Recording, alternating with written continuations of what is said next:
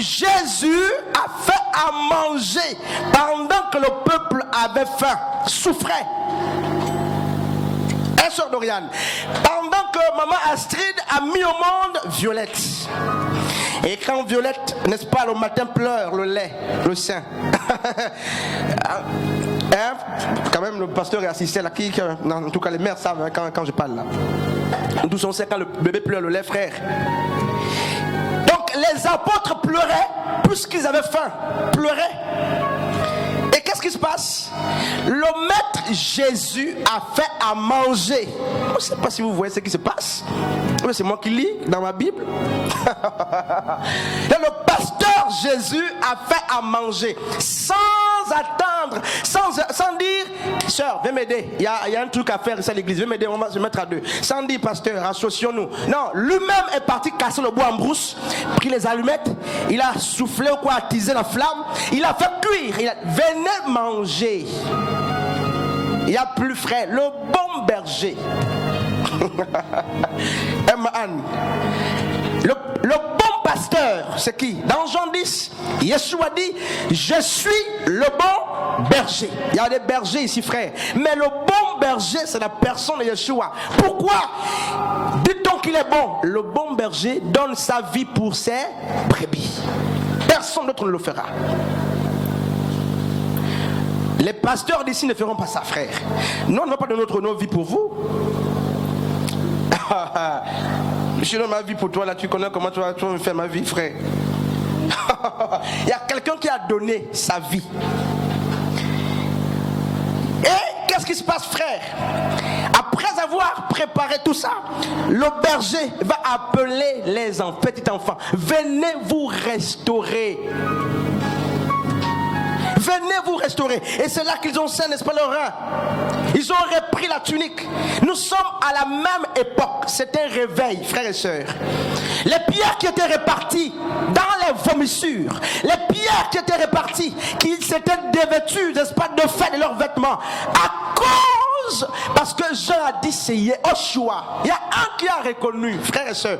Même quand la multitude va se perdre, il y a forcément un qui dira cette voix-là, c'est la voix du maître. Et quand Pierre entend Jean dit, grand frère, Yeshua est ici, Pierre court. Et la première chose qu'il fait, c'est quoi?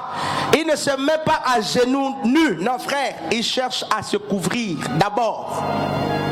Il reprend les œuvres de la justice. Frère. Oh, amen, frère. Amen. Donc là, les gens sont... Je comprends. Hein? Pierre n'a pas cherché à appeler. Non. Le maître est de retour. Pierre a cherché à remettre la ceinture parce qu'il était nu. Nu, frère. Nu. Combien sont-ils nus parmi nous, frères? Combien? Le bon berger.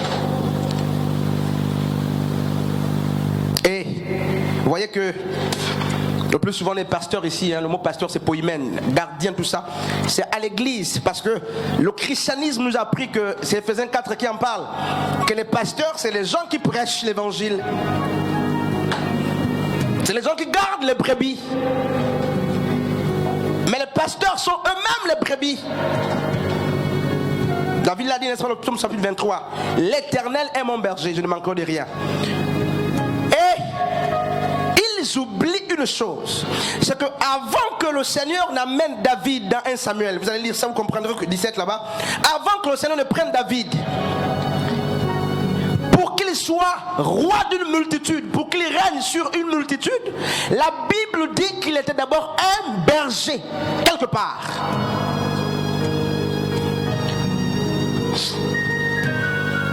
Il avait le troupeau de son père, qu'il paissait. Et quand Pierre va être appelé par le maître, Yeshua va dire la même chose à Pierre. Pierre, m'aimes-tu? Pierre, hein, Yeshua va dire à Pierre, m'aimes-tu de l'amour agapao? Pierre va dire, je t'aime l'amour philéo. Lisez bien, vous allez comprendre le passage. Prenez les textes, les versions grecques, vous allez comprendre. Yeshua dit à Pierre, m'aimes-tu Pierre? 3 fois. 3 fois, tu m'as régné 3 fois, je vais t'éprouver 3 fois ici. M'aimes-tu Pierre? Pierre répond, je t'aime, tu sais Seigneur, je t'aime. Philéo, 2 verbes différents. Le Seigneur veut confier le troupeau à Pierre, mais il fait appel à l'amour, parce qu'on ne confie pas le troupeau à quelqu'un sans amour. M'aimes-tu Pierre? M'aimes-tu par agapao? Oui, je t'aime Seigneur par philéo. Il était comme honnête là à un moment donné là. Pierre, je veux te confier le troupeau. Je veux que tu baisses mon troupeau. Mais est-ce que tu m'aimes? Parce que dans 1 Corinthiens 13, Paul dit que même si tu donnes ta vie, et là c'est fort, il dit même si on donnait notre vie pour notre prochain, sans amour, cela n'est rien. Donc, Paul dit donc c'est possible qu'un être humain donne sa vie pour les autres sans amour. Il dit c'est possible que je donne ma vie pour toi mais sans amour. Il dit il y a des gens qui peuvent le faire mais sans amour cela ne sert absolument à rien. Il y a des gens qui peuvent faire des gros sacrifices mais sans amour. C'est pourquoi, lorsqu'il veut confier la charge de ses brebis à Pierre, il n'interroge pas d'abord la sanctification. Il ne dit pas Pierre, tu pries beaucoup, Pierre, tu jeûnes beaucoup, Pierre, tu restes où? Pierre, tu as étudié. Il dit Pierre, m'aimes-tu? Pourquoi? C'est par amour du Seigneur qu'on garde ses commandements. Il a dit si vous m'aimez, gardez mes commandements. Et Pierre ment, il est en train de dire non Seigneur, en fait tu sais que tu parles d'agapao, mais moi je parle de philéo. Oui, la dimension, l'amour